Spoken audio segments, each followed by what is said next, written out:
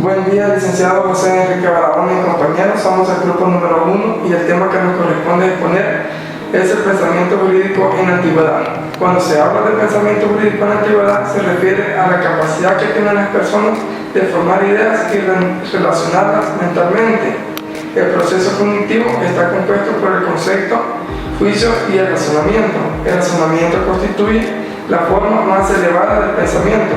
Por ello se considera el medio por el cual el hombre hace ciencia. El concepto no es más que una abstracción. El juicio solo afirma o niega la síntesis de dos conceptos sacados de la experiencia. En cambio, en el razonamiento, el hombre, a partir de datos conocidos experimentalmente, llega a conocimientos nuevos, es decir, lleva la intención de progresar, de avanzar hacia algo nuevo, con base en algo ya establecido, determinar el origen etimológico de las dos palabras que dan forma al término razonamiento jurídico, nos lleva a toparnos con el hecho de que ambas derivan del latín.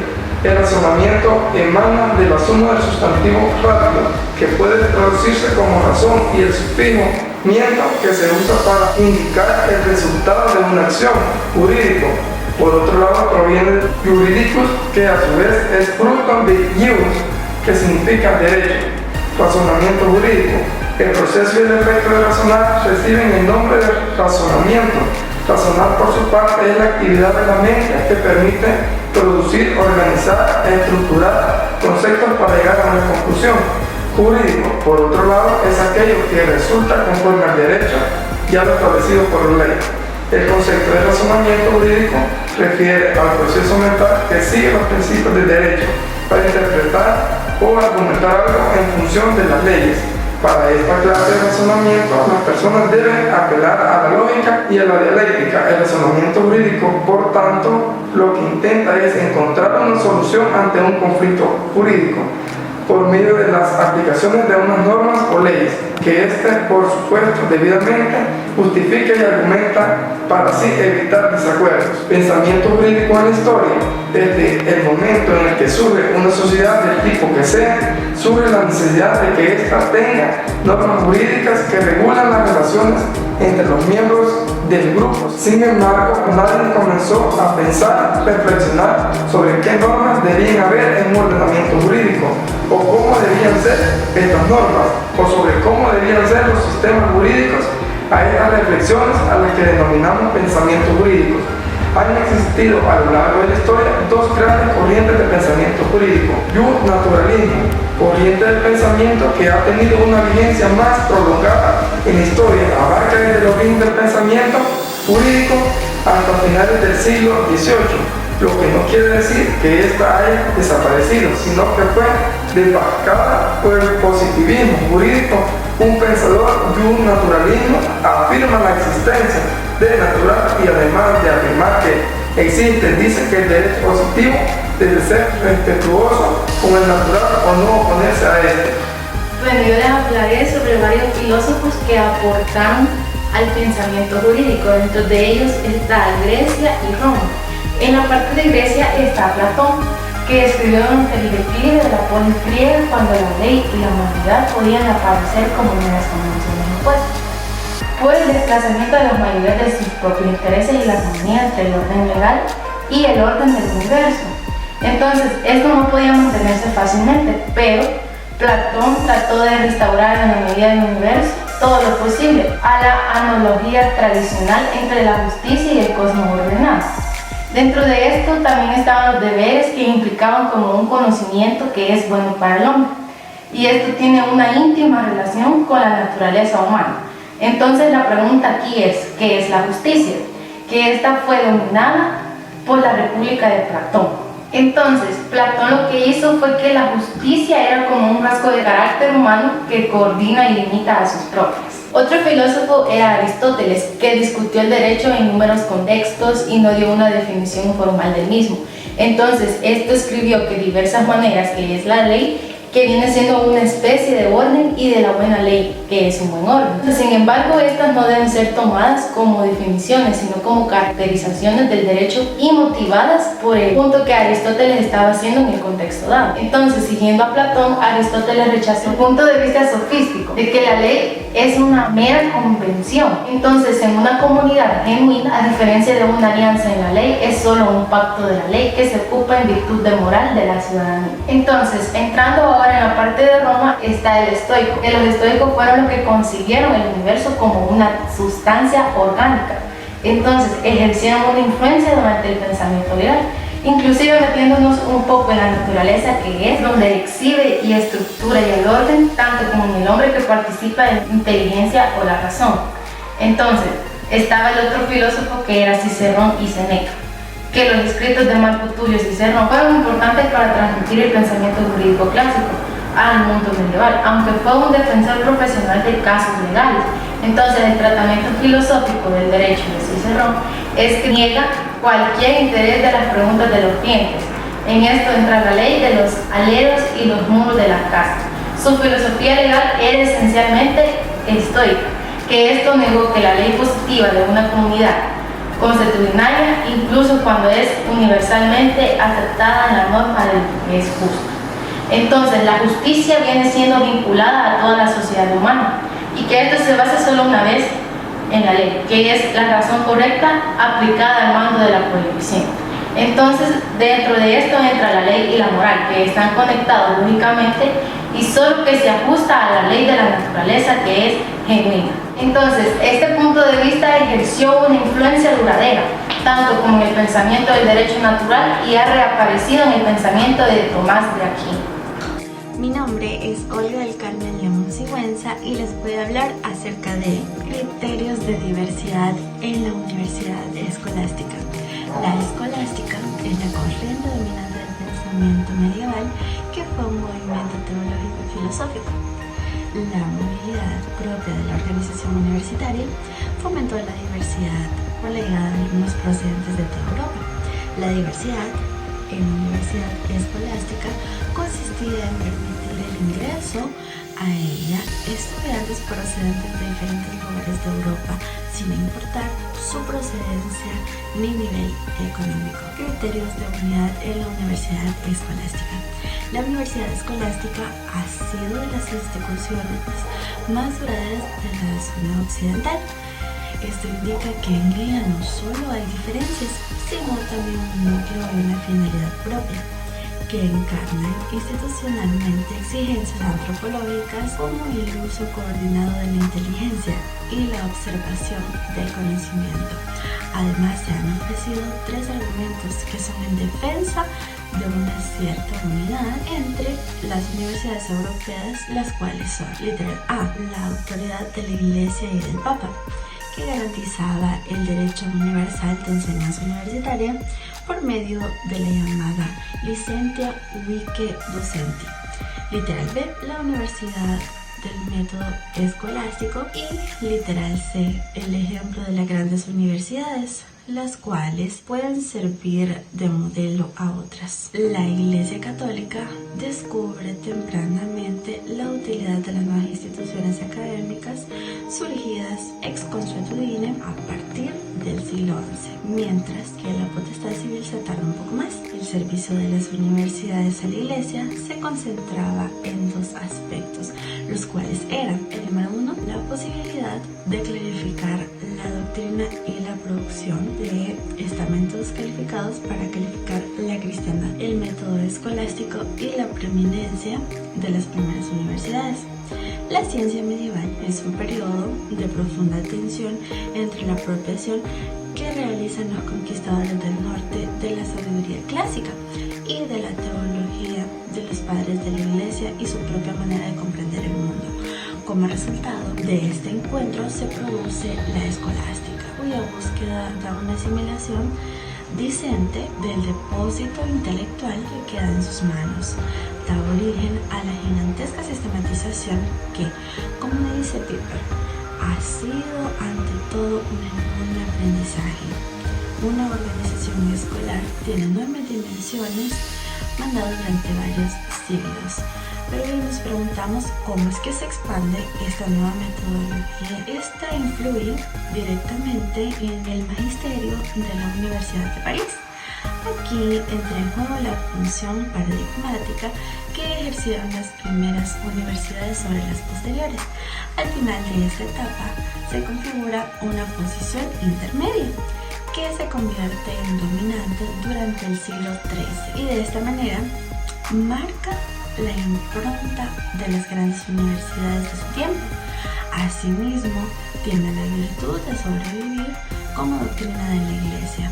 Además, se trata de la tesis de los maestros dominicos San Alberto Magno y Santo Tomás de Aquino, cuya intención era, reconociendo el régimen filosófico de Aristóteles, hacerlo compatible en lo posible con la estructura intelectual cristiana.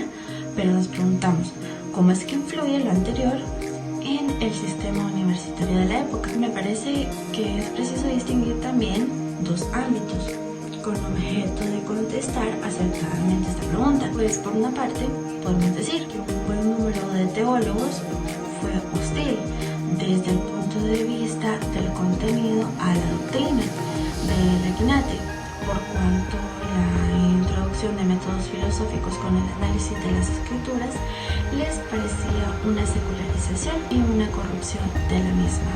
Tanto los averroístas como los franciscanos se opusieron totalmente a la tesis de Dominico, obteniendo de esta manera una condena para algunas de ellas en 1277.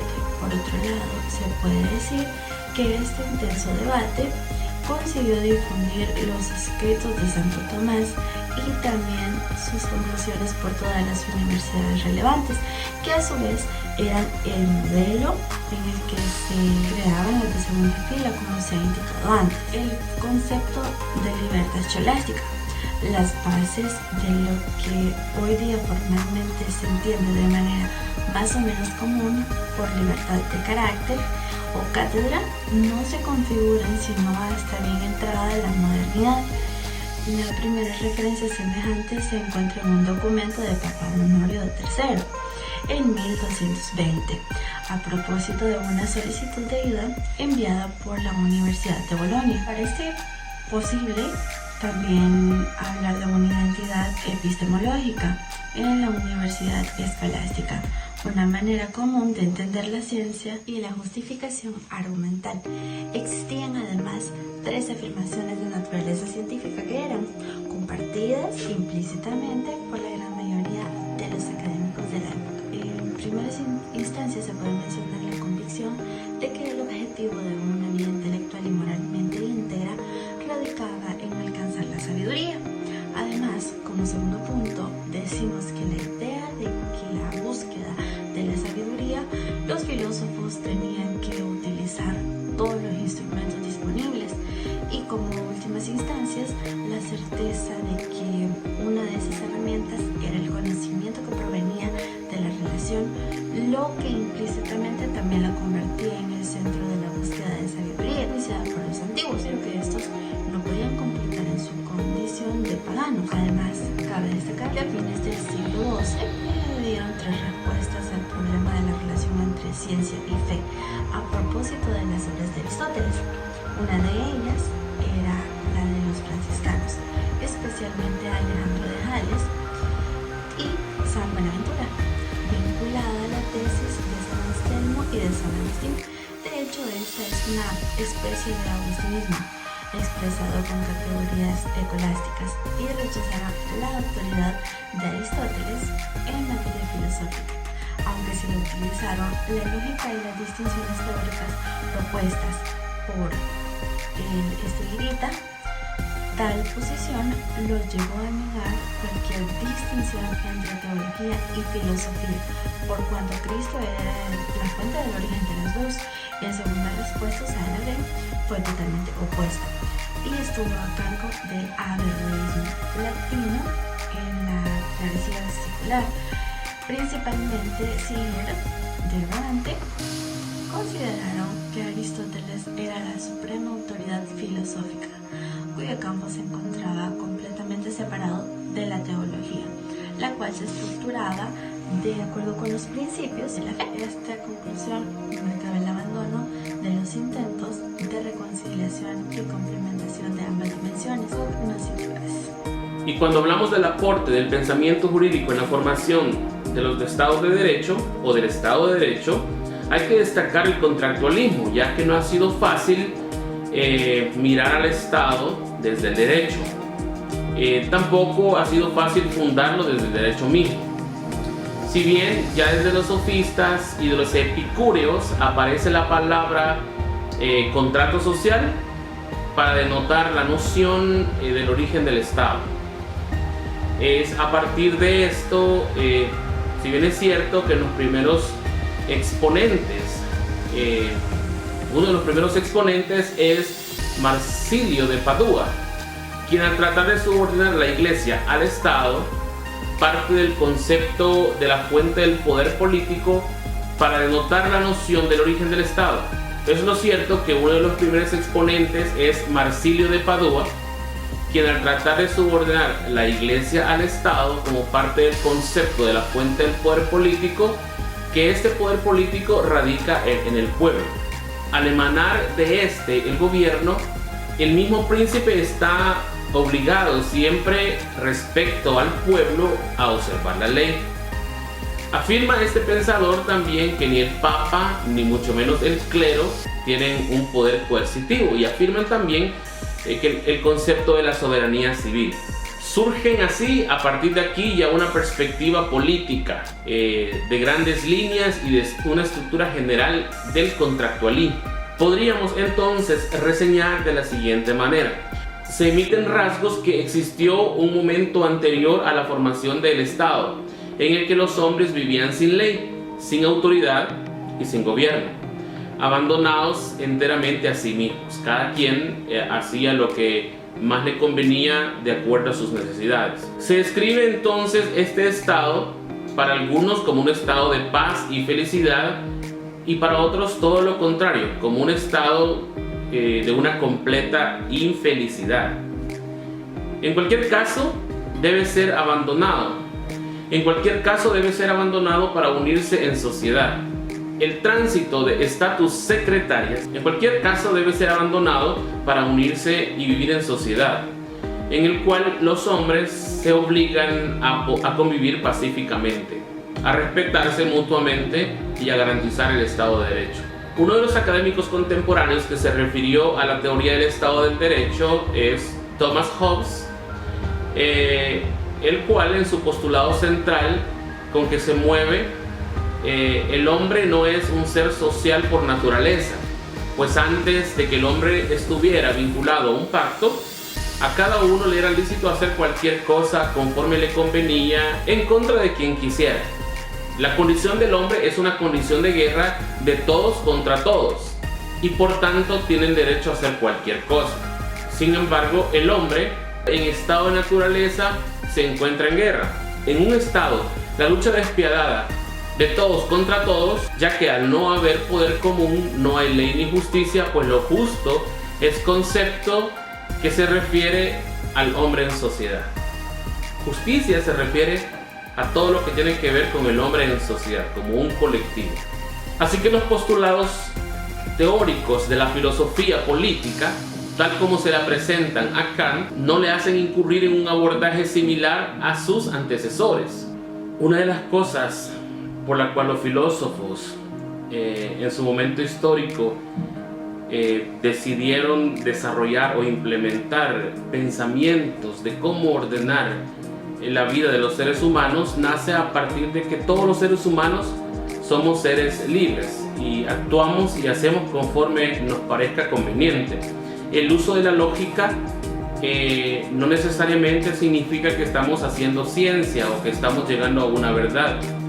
Cada uno de nosotros tenemos algunos elementos intelectuales de razón o de lógica que nos lleva a tomar decisiones o valoraciones y determinaciones para definir alguna cosa u otra. En este sentido, lo que los filósofos pretendían era que se llegara a través del pensamiento científico a la búsqueda de una verdad, y una verdad que beneficiara a un colectivo y que fuera más allá de que unos estuvieran completamente felices y otros completamente infelices. Bueno, y en conclusión queremos decir que toda la información vertida anteriormente nos hace valorar a todo lo que se refiere a los cambios que se han desarrollado a lo largo de la historia de las sociedades.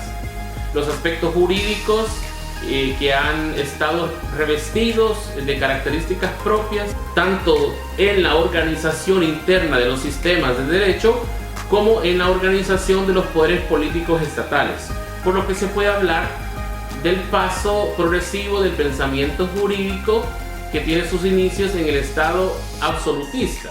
Va pasando por el Estado de Derecho hasta llegar al Estado constitucional, el cual va entrando ya en un neoconstitucionalismo como resultado de las necesidades de los ciudadanos relacionadas al respecto de sus derechos fundamentales amparados en los tribunales y en las cortes. La existencia de los jueces constitucionales bajo la forma de tribunales o cortes ha sido objeto de fuerte controversia en torno a su fundamentación y a su justificación, hasta el punto de que aquellos estados donde se les ha institucionalizado no existe consenso sobre su posición en el edificio de competencia en el orden constitucional y la legitimidad o fuerza vinculante a sus propias decisiones. Esperamos que el desarrollo de este tema haya sido de su agrado y que usted pueda aprovecharlo y adquirir mayores conocimientos en este proceso de aprendizaje y enseñanza